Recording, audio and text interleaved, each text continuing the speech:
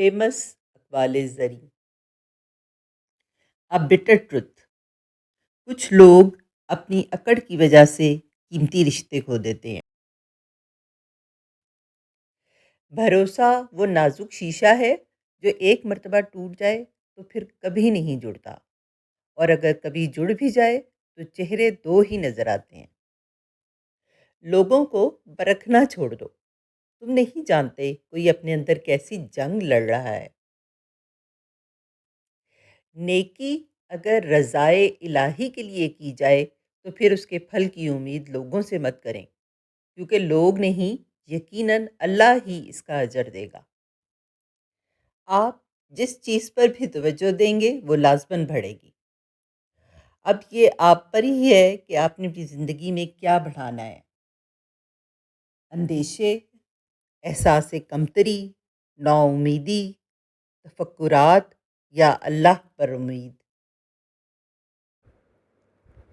دل پورا رکھ کر زبان سے میٹھا بننا مجھے نہیں آتا. عزت دی دل سے دی، جسے چھوڑا دل سے چھوڑا. دعاؤں کے روپ میں ملنے والی محبتیں بہت قیمتی اثاثہ ہوتی ہیں. بے حسی کہہ لیں یا ناقدری، مگر انسان نے ہمیشہ اپنے خیر خواہ کو اس کے چلے جانے کے بعد پہچانا ہے.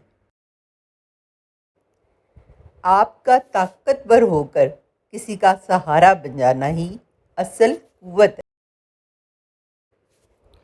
لوگوں کو اچھا سمجھنا چھوڑ دیں، کیونکہ لوگ اندر سے وہ نہیں ہوتے جو باہر سے دکھائی دیتے ہیں.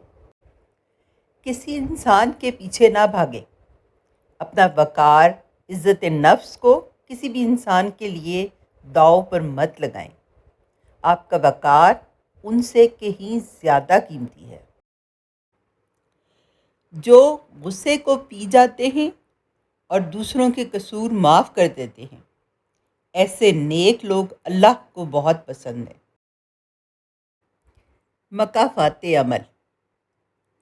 کسی کے ساتھ غلط کر کے اپنی باری کا انتظار ضرور کرنا. عزت بہت مہنگی چیز ہے، اس کی امید سستے لوگوں سے مت رکھیں. شکوے شکایت کی لت لگ جائے تو ناشکری زبان کی لذت بن جاتی ہے اور انسان ہمیشہ بے سکون رہتا ہے.